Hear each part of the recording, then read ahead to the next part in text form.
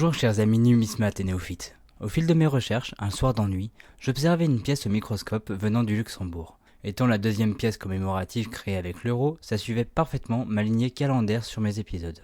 Plutôt fan de microgravures et autres monogrammes, le Luxembourg a beaucoup à cœur sa monarchie et sa démocratie, ce qu'on retrouvera d'ailleurs très souvent sur leurs pièces. Sur 2586 km², essentiellement ruraux, c'est très souvent sur la souveraineté ou l'histoire monarcale qu'on retrouvera toutes ces frappes, ce que je trouve d'ailleurs vraiment dommage quand on voit les superbes monuments et autres paysages idylliques laissant souvent l'esprit s'évader et divaguer au gré des contemplations. Dans cet HDP, on va découvrir ensemble cette pièce de nos chers amis Lesbuech, ou plus simplement luxembourgeois. Cette pièce, la monogramme du grand-duc Henri. Prêt pour cette petite histoire? Alors bienvenue dans HDP.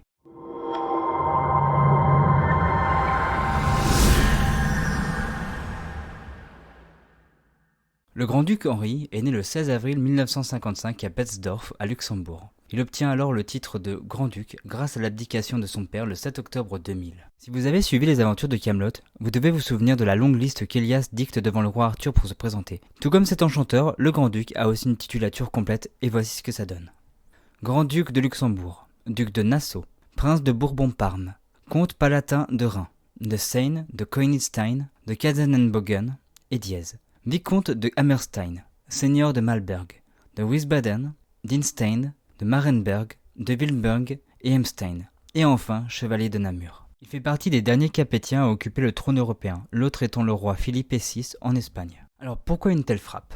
Éditée en juin 2004, elle a été créée à l'occasion du 80e anniversaire d'un monogramme grand-ducal sur une monnaie luxembourgeoise. La première à poser ce monogramme était la grande-duchesse Charlotte, qui le faisait sur les pièces de 5 et de 10 centimes, ainsi que sur la 1 et 2 francs en 1924. Passons maintenant aux détails de la pièce, et je vous révélerai un de ces détails qui changerait radicalement sa valeur si vous en avez une entre vos mains. Sur la gauche de la partie intérieure, l'effigie de son Altesse royale, le grand-duc Henri, la tête tournée à droite, et sur la droite de la pièce, son monogramme, un H spécial surmonté d'une couronne. Les 12 étoiles apparaissent en demi-cercle à la droite du monogramme, l'année 2004, entourée par la marque monétaire située à Utrecht aux Pays-Bas. Et les initiales du graveur, ici il s'agit de Yvette Gostauer-Claire, ainsi que le mot Lesbuech inscrit en cercle au sommet. Le mot Henri, grand-duc de Luxembourg, apparaît en bas de l'anneau. Mais c'est pas tout, il est l'heure de vous dire ce qui peut rendre votre pièce si importante ou non, et il s'agit de microlettrines, donc passons immédiatement aux valeurs. Produite à 2 447 800 exemplaires, elle n'est pas si rare et avoisine rarement les plus de 7% de rareté. Le prix varie entre 2 € et jusqu'à 4 € en fleurs de coin.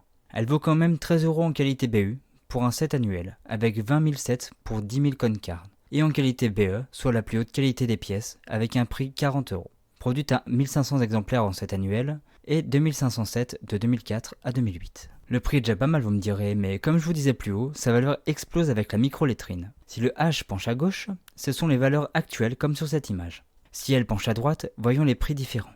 Voyons ça dans le cas où votre pièce a sa microlettrine qui penche à droite. Produite à 30 000 exemplaires uniquement.